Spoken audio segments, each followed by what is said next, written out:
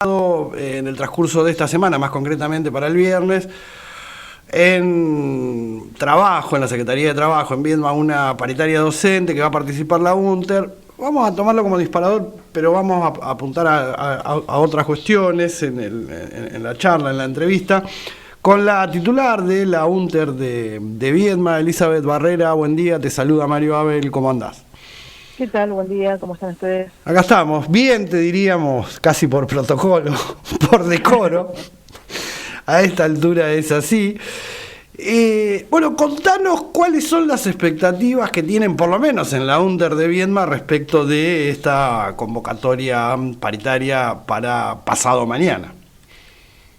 Bueno, en principio es algo que venimos insistiendo desde lo que tiene que ver principalmente con la cuestión de insuficiencia que declaramos la propuesta. A partir de ahí nosotros planteamos que seguimos insistiendo que ningún compañero, ninguna compañera puede quedar por debajo de la línea de pobreza, y en ese sentido es lo que le manifestamos al gobierno provincial, y que también tenemos otras situaciones que debemos continuar, que son los reclamos que venimos haciendo, que vemos que hubo algún primer avance, pero que es insuficiente. Seguimos pensando en el tema de la movilidad, en aquellas escuelas que tienen la ruralidad, que hoy es muy difícil con el aumento prácticamente mensual de lo que es el valor del combustible, con una actualización que queda desfasada, y que también hay otras situaciones, como todo lo que tiene que ver con la auditoría médica, que seguimos teniendo inconvenientes, no solo en la página, sino también con el rechazo de algunas licencias.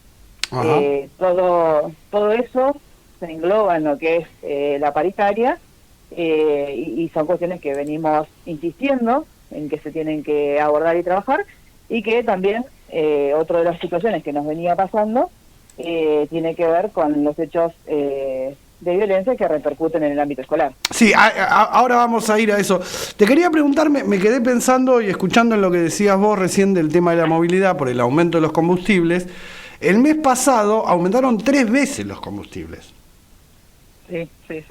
O sea, la etapa de la inflación ya no es un problema, ya no es tan así, porque hubo un aumento a principio de mes, pero después hubo uno en el medio del 2,5, o sea, estamos hablando de un aumento de combustible que por lo menos rondó el 5%. Digo, esto obviamente para el que tiene que moverse por el tema de viajar a trabajar, obviamente es un... es un problema más al problema, ¿no?, de la pérdida del poder adquisitivo del salario, o se suma. Sí, por supuesto, más se nota en lo que es la zona rural, porque obviamente las distancias son distintas, pero sabemos que afecta a toda la economía, y el tema de la cuestión del costo de vida también en esto influye bastante, y cada vez que vamos a los supermercados vemos cómo este impacto en la suba del combustible también repercute en lo que tiene que ver todo lo económico. Hacían mención recién al tema de la seguridad. Bueno, la semana pasada había presentado, no sé si definirlo como un proyecto, por lo menos tiró los lineamientos centrales de una idea, la titular provincial del gremio, Inostroza, respecto de algo, bueno, que hemos hablado mucho con vos y con otra gente del gremio, específicamente hablando de cuestiones sucedidas en Viedma con problemas de seguridad en las escuelas. Si vos tuvieras que definir el sentido de la idea, de la iniciativa, del proyecto, más allá de las cuestiones puntuales, ¿en qué harías hincapié? Bueno, nosotros en principio lo que tiene que ver el proyecto en general tiene que ver con estas situaciones que se han dado a lo largo de la provincia, con mayor o menor gravedad, y que dejan a los compañeros y compañeras, docentes, no docentes, en una situación de vulnerabilidad de derechos. Por un lado, muchas veces la ART no cubre la licencia que se debería otorgar en estos casos. En general se cubren cuando son cuestiones de gravedad, por ejemplo golpes, pero todo lo que tiene que ver con la cuestión mental, muchas veces la licencia es denegada. Eso por un lado. Por otro lado también nosotros necesitamos una articulación con los demás organismos del Estado, porque en otras situaciones que se han dado también vulneran los derechos de las infancias y las adolescencias, de los menores en este caso, adultos, que irrumpen en el ámbito escolar para a generar un hecho de violencia a un menor. Y nosotros, que siempre decimos, más allá de interponer el cuerpo y que nos ocasione algún tipo de lesión, la palabra es la única herramienta que tenemos para trabajar. Y en este caso necesitamos que el resto de los organismos acompañen a estas situaciones para no llegar a un hecho de violencia dentro de la escuela o que se agrande la situación. Para eso necesitamos que los organismos como la justicia también intervengan cuando pasan estas situaciones. Digo, en muchos casos la denuncia la termina haciendo algún docente con el temor de tener alguna represalia por parte de las familias. Bueno, porque uno de los aspectos, perdona que te interrumpa, centrales, que empiezan a surgir ya por diferentes lugares de Río Negro, no solo con el tema de las escuelas o el tema de la educación, sino también con el tema salud, que es que gran parte de las agresiones parten de familiares, sea de paciente o de alumno, hacia el personal. Y como que es una gran contradicción, ¿no? Que si un Estado no puede cuidar a sus propios trabajadores, sean de la educación o sean de la salud, ¿cómo va a cuidar a la sociedad? Dígame, es una pregunta obvia la que estoy haciendo. Sí, yo creo que lamentablemente... Salvando la distancia que hay entre un hospital y una escuela, ¿no? Por supuesto, pero el fenómeno es casi repetido. Sí, lamentablemente estamos viviendo una situación compleja socialmente que creemos que hay que trabajarla y que también hay muchos procesos de agresión o de violencia, no solo verbal, sino que también pasa a violencia física en varios ámbitos y que creo que hay que buscar acuerdos y consensos para que esto no siga pasando. Y creo que el Estado es responsable en esto. Por eso también la presentación se va a hacer este jueves a todos los bloques de la legislatura, porque entendemos que es algo que más allá de los distintos partidos políticos y la representación que cada uno tenga en la legislatura, es algo que nadie es ajeno, como parte de ciudadanos y ciudadanas que habitamos la provincia de Río Negro, tienen una responsabilidad en la representatividad, pero también tienen una responsabilidad desde lo civil, ¿no? De ver y de ser vedores de que la sociedad mantenga ciertos límites acordados y que no se transgreda a agresiones o agravios tan violentos como lo que están viviendo hoy.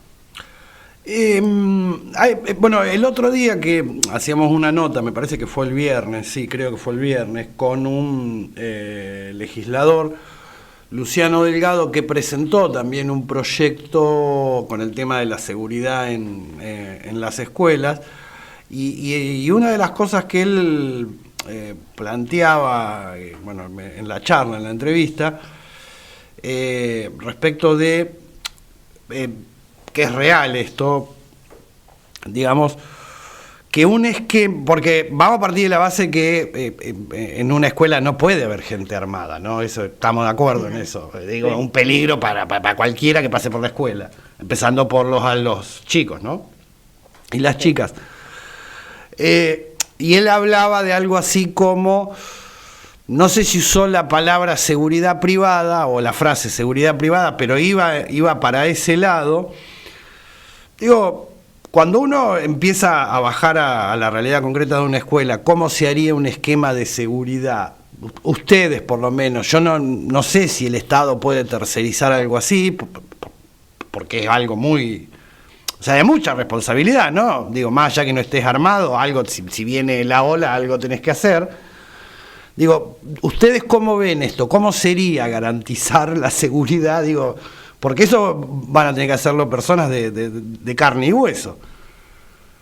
Sí, nosotros en principio, cuando hablamos con los compañeros y compañeras frente a estas situaciones, no pensábamos en personal de seguridad armado, sí pensábamos alguna logística que tenga que ver con una situación de hecho, la mayoría de las escuelas, digo, todas las escuelas están abiertas, sí que haya un personal que sea la figura de portero o portera, que pueda haber un límite al ingreso, digo, no tiene que ver con el tema de las armas y demás, porque entendemos que eso lo tenemos que trabajar socialmente, el tema de la seguridad, no con más, digamos, no con situaciones que sabemos que nos ha pasado en los 90, que las fuerzas de seguridad muchas veces generaban otro tipo de violencia, ¿no? Desde lo simbólico. Y sí pensamos que tiene que haber algún tipo de reparación o sanción en lo que tiene cuando se comete algún delito, algún hecho de estas características, ¿no? Sea por responsabilidad adulta o por quienes están a cargo de los menores. Los pensamos en una articulación con la justicia donde funciona esto. Me parece que lo que es seguridad privada lo veo difícil en principio, porque no tenemos las cuestiones de infraestructura básica en las escuelas, entonces que el gobierno pueda garantizar una seguridad privada realmente lo vemos difícil desde lo económico, pero también difícil en la cuestión de las relaciones, ¿no? En establecimientos educativos. No, además, digo, en líneas generales, porque una cosa es contratar seguridad privada, no sé, para un banco, vamos a suponer, pero otra cosa es que lo haga el Estado tercerizando algo que en principio tiene fuerzas de seguridad, pero además de tener fuerzas de seguridad, me refiero por ahí, la inquietud tiene que ver si esas personas que, supongamos, irían de algo de seguridad privada, si estarían capacitadas para estar en una escuela. O sea, no es que estás parado en la puerta de un banco. Sí. ¿No? Digo... Sí, nosotros tenemos varias situaciones, de hecho el preocupacional y demás, que tiene que ver con la específica docente. Entendemos que todo personal que ingresa al establecimiento educativo, y así lo tenemos normado, en las tareas, ¿no? Cuando uno hace y demás, pueden estar los estudiantes, bueno, cuestiones así, así que entendiendo también esto que vos planteás, pero no cualquier persona puede ingresar al establecimiento educativo que no tenga las características o no reúna las condiciones psicotécnicas en este caso de trabajar con estudiantes y con menores. Respecto a esta cuestión, te quería preguntar una cosa más, y que tiene que ver con lo siguiente. Siempre se habló, en el caso de la escuela, de la cuestión de la comunidad educativa, todos espacios, digamos así, de reuniones, o sea, de intercambio. ¿Eso está roto hoy en una escuela X? No importa qué escuela. O sea, ¿está roto por completo o hay chance? Porque uno interpreta que no puede llenar sea seguridad privada o policía las escuelas, pero también es cierto que algo tenés que hacer. Bueno, esto que señalabas vos respecto de las agresiones simbólicas que anteceden, esto es así, a la cuestión, digamos, de carne y hueso. ¿Ves que está roto eso que antes llamábamos la comunidad educativa? Y si es así, eventualmente se puede arreglar o reformular. Yo creo que hay un entramado social que está roto en general. Ajá, en la mayoría de las organizaciones sociales. Se nota más que la escuela como organización, como organizador social, tiene la obligación de articular y generar esos vínculos, y en algunos aspectos yo no creo que esté roto del todo. Sí creo que hay cuestiones que a veces atraviesan desde lo individual y de distintas posturas, que se ve, digamos, como el hilo muy delgado, que se puede romper, pero que todavía estamos en una instancia de que cuando los docentes, la comunidad docente, la comunidad educativa en general, digo, docentes, familias y estudiantes, se logran abordar estas temáticas, se vuelve una comunidad más fuerte.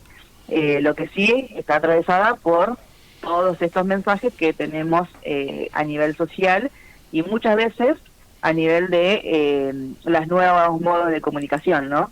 Que tanto las familias como los estudiantes y los docentes hoy estamos bombardeados por múltiples plataformas que hacen que este entramado sea más difícil.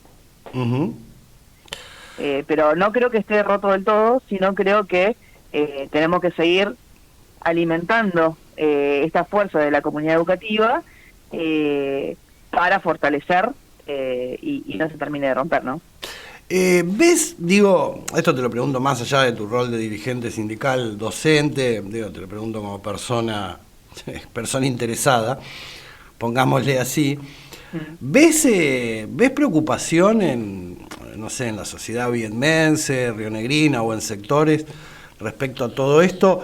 Porque uno tiene la impresión que muchas veces, ya en los últimos años, incluso esto me parece que antecede al gobierno de Milei, más allá que hubo un quiebre ahí, uno interpreta como que nos dedicamos a hablar del desastre del día a día, pero nunca, digo, como sociedad nos paramos a detener cómo solucionar el problema.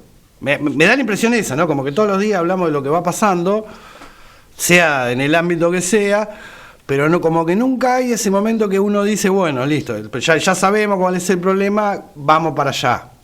Es como que esa instancia, por lo menos interpreto que como que no está, porque venimos hace más de 2 años hablando de esto, ¿no? Por mencionar el tema de la violencia en la escuela, nada más, podríamos dar otro ejemplo. Sí, nosotros, yo en lo particular, digo, nosotros en principio veníamos reclamando esto, como decía, hace 2 años, que hay una necesidad de trabajar intersectorialmente, se lo hemos pedido al Ministerio de Educación en reiteradas oportunidades. No hemos tenido la respuesta que necesitábamos en esos momentos, y desde lo individual, digo, vivimos en una época, lamentablemente, de total individualismo, y esto hace que, por lo menos yo veo, que cuando pasa alguna situación en una determinada escuela, si me afecta directamente, intento trabajarlo desde mi punto de vista. Lo digo, ¿no? Hemos escuchado familias que han dicho de que estudiantes no tienen que estar más, que hay que, como ya es mayor de edad, tiene que estar preso. Digo, bueno, un montón de cuestiones que nos parecen hoy muy difíciles de asimilar y de acompañar o de volver a generar vínculos en la escuela que sean sanos. Y eso creo que son muchos frentes. Es lo que nos está pasando hoy en día. Entonces, muchas veces también desde un gobierno nacional, donde todo el tiempo se nos está diciendo... tenés un presidente que reputea a medio país, o sea... Exactamente. Ese es el punto de partida. Se ha liberado esta cuestión de la posibilidad de decir cualquier cosa en cualquier lado desde la figura de la presidencia, ¿no? Entonces eso también, como ciudadanos en general, estamos atravesados por esa cuestión y que muchas veces son falacias y que después volver a reconstruir algunas cuestiones que se puedan hacer o no se puedan hacer, se hace difícil. Pero sí creo que tiene que ver también con una responsabilidad de gestión política. Elizabeth Barrera, gracias por estos minutos, por la charla. Volvemos a dialogar en cualquier oportunidad. Buen día. Bueno, muchas gracias a ustedes como siempre y seguramente nos estaremos comunicando. Dale, hasta luego. Saludos. Gracias.